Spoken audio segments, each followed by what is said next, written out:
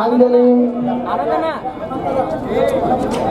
ಇರುವರ ಆತ್ಮಕ್ಕೆ ಶಾಂತಿ ದೊರಕಲಿಕ್ಕೆ ಅಥವಾ ಆತ್ಮಕ್ಕೆ ಸಮಾಧಾನ ಆಗಲಿಕ್ಕೆ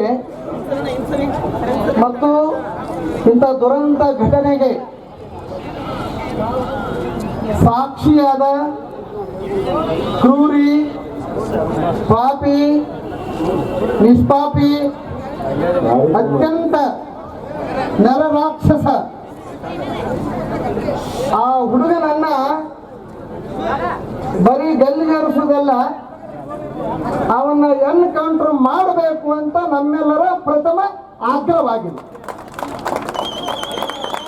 ನೀವೆಲ್ಲರ ಕೋರ್ಟು ಕಚೇರಿ ಅದು ನಡೆಯೋದಿಲ್ಲ. ಸುಮಾರು 50-60 ವರ್ಷ ಬೇಕು, 10-20 ವರ್ಷ ಬೇಕೋ ಏನು ಗೊತ್ತಿಲ್ಲ.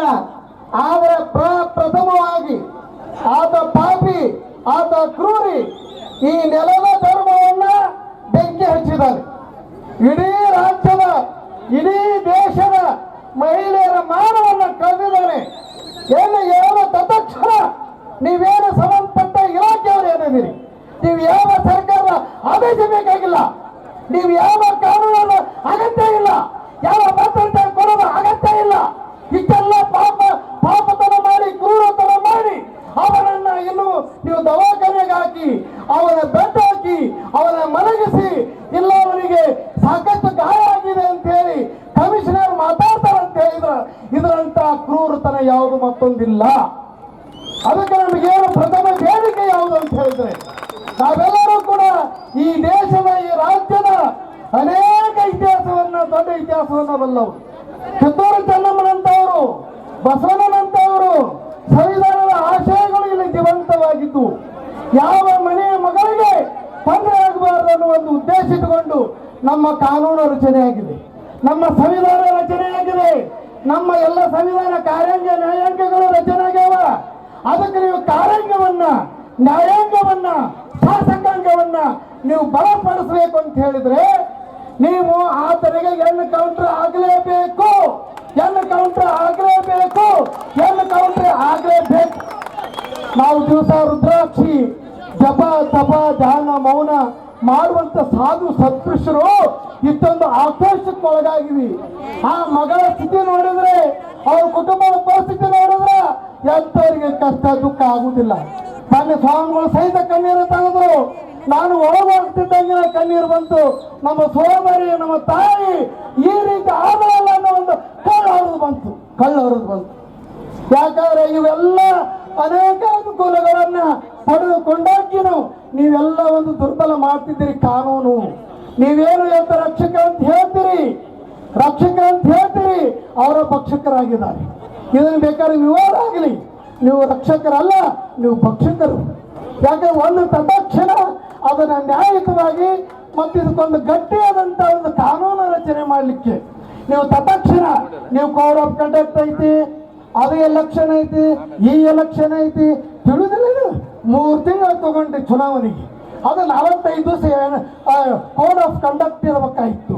ಇಡೀ ದೇಶ ತುಂಬ ಅವನ್ನೆಲ್ಲ ಮಾಡಿ ನೀವು ಸಾಕಷ್ಟು ಪ್ರಮಾಣದೊಳಗೆ ನೀವು ಅನ್ಯಾಯವೆಸಗಿದ್ದೀರಿ. ಆಳುವ ಸರ್ಕಾರಗಳು, ನೀವೆಲ್ಲ ನೋಡುವ ಜನರು ಏನಿದ್ದೀರಿ, ನಾವು ಕಣ್ಣು ಮುಚ್ಚಿಕೊಂಡಿಲ್ಲ, ಕಿವಿ ಮುಚ್ಚಿಕೊಂಡಿಲ್ಲ.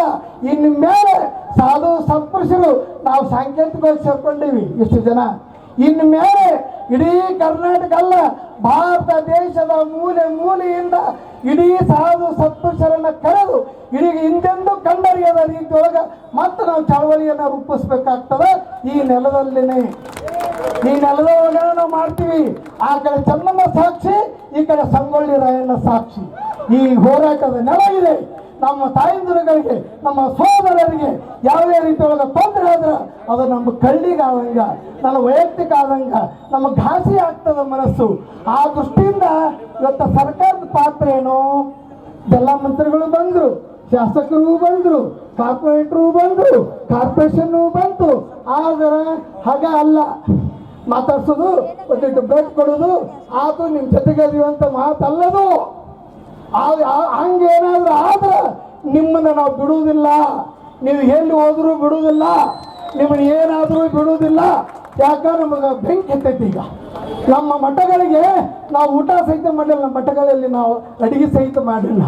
ಹಾಗಾಗಿ ನೀವು ಭಕ್ತರಿಗೆ, ಜನರಿಗೆ ರಾಜ್ಯದ ಮರ್ಯಾದೆ ಮಾನ ಹೋತಂದ್ರೆ ನಾವು ಪ್ರಾಣ ತ್ಯಾಗಕ್ಕೂ ನಾನಂತೂ ಸಿದ್ಧದೀನಿ. ಹಾಗೆ ಉದುರ್ಸರಿ, ಮೊದಲು ನೀರು ಉದುರ್ಸರಿ, ನೀರು ತಿಮ್ಕ ನೀರು. ಪಾಪ ನೋಡಿ ಅಂಥ ಪರಿಸ್ಥಿತಿ, ಇದನ್ನು ನೋಡಿದ್ರ ಇದು ಎಂಥ ದೃಶ್ಯ ಇದು. ಹಾಗಾಗಿ ಇಂಥ ಸಾವಿರಾರು ಘಟನೆಗಳು ಮುಂದುವರಿತಾವ. ಸಾಕಷ್ಟು ನಾಳೆ ನಮ್ಮ ಕುಟುಂಬಕ್ಕೂ ಬರುವಂಥ ಪರಿಸ್ಥಿತಿ ಬರ್ತಾವ.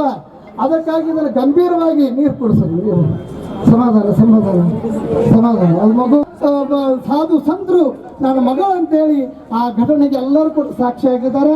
ಹಾಗಾಗಿ ಈ ಒಂದು ಕುಟುಂಬಕ್ಕೆ ಒಂದು ಸರ್ಕಾರದ ನೌಕರಿಯನ್ನು ಕೊಡಬೇಕು, ಸರ್ಕಾರದ ನೌಕರಿ ಬರಬೇಕು ಆ ಕುಟುಂಬಕ್ಕೆ.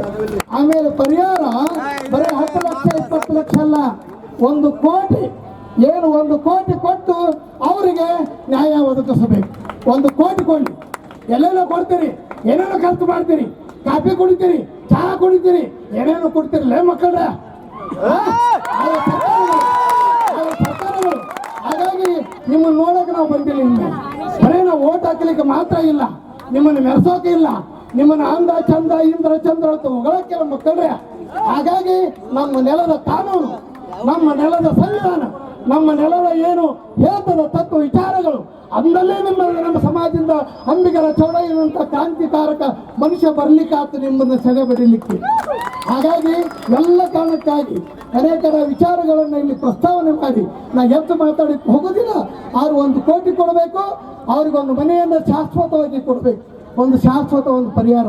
ಅದು ಎಲ್ಲರೂ ಒಂದು ಮೂಲೆಯಾಗಿ ಹೋಗಿ ಒಂದು 4 ತಗಡು ಹಾಕಿ ಗಾಳಿಗೆ ಹಾರಿ ಎಲ್ಲೋ ಒಂದು ಕಡೆ ಎಂಥದ್ದು ರೌಡಿಸಗಳನ್ನು ಇರುವಂಥ ಎಲ್ಲರಾಗ ಕೊಟ್ಟ ಅಲ್ಲ. ಇಲ್ಲಿ ಹಿರೇಮಠ ಅವರು ಹೇಳಿದರು, ನಮ್ಮ ಹಿರೇಮಠ ಅವರು ಇಲ್ಲೇ ಅದಾರ, ಒಂದು ಅಂದ ಚಂದ ಆದ ಮನೆ ಮಾಡಿ, ಒಂದು ಸೂಕ್ತವಾದಂಥ ಮನೆ ಮಾಡಿ, ಒಂದು ಭದ್ರತೆ ಕೊಡುವಂಥ ಮನೆ ಮಾಡಿ. ಆ ಕಾರಣಕ್ಕಾಗಿ ಎಲ್ಲಗಳ ನಮ್ಮ ತಾಯಿಗೆ, ನಮ್ಮ ಅಂಜಲಿಗಾಗಲಿ ನೇಹಗಾಗಲಿ ನಾವು ಬೆಲೆ ಕಟ್ಟಕ್ಕಾಗೋದಿಲ್ಲ. ಆದ್ರೆ ಇದು ಆಗ್ರಹ ಅಂತೇಳಿ ನಾವು ತಿಳ್ಕೊಂಡು ಅದಕ್ಕೆ ಇವತ್ತು ಸರ್ಕಾರದ ಒಂದು ರೀತಿ ರಿವಾಜುಗಳನ್ನ ನಾವು ಏನಾದರೂ ಸರ್ಕಾರ ಕೇಳಿಕ್ ಹೋದ್ರೆ ಮನೋಜ್ ಖರ್ಗೆ ಅವರ DC ಬಂದ್ರ DC ಬರಲೇಬೇಕು, DC ಬರಲೇಬೇಕು, DC ಬರಲೇಬೇಕು, DC ಬರಲೇಬೇಕು, DC ಬರಲೇಬೇಕು. DC ಬರಲೇಬೇಕು. ಯಾಕಂದ್ರೆ ನಮ್ಮ ವಿಚಾರಗಳನ್ನ ತಿಳ್ಕೋಬೇಕು. ಅವ್ರು DC ನಮ್ಮ ವಿಚಾರಗಳನ್ನ ತಿಳ್ಕೋಬೇಕು. ಆ DC ಸರ್ಕಾರ ಕೇಳಬೇಕು, ರಾಜ್ಯಪಾಲರಿಗೆ ಹೇಳ್ಬೇಕು, ರಾಷ್ಟ್ರಪತಿಗೆ ಹೋಗ್ಬೇಕು, ಯಾರಿಗೆ ಸಂಬಂಧಪಟ್ಟ ಮಂದಿಗೆ ಈ ನಮ್ಮ ಸುದ್ದಿ ಹೋಗ್ಬೇಕನ್ನೋ ದೃಷ್ಟಿ ಇಟ್ಕೊಂಡು ಅದಕ್ಕೆ ಪರಮ ಪೂಜ್ಯ ಶ್ರೀಗಳು ಇಂಥ ಬಿಸಿಲಿದ್ರು ನೀವೆಲ್ಲರೂ ಇಂಥ ಇದು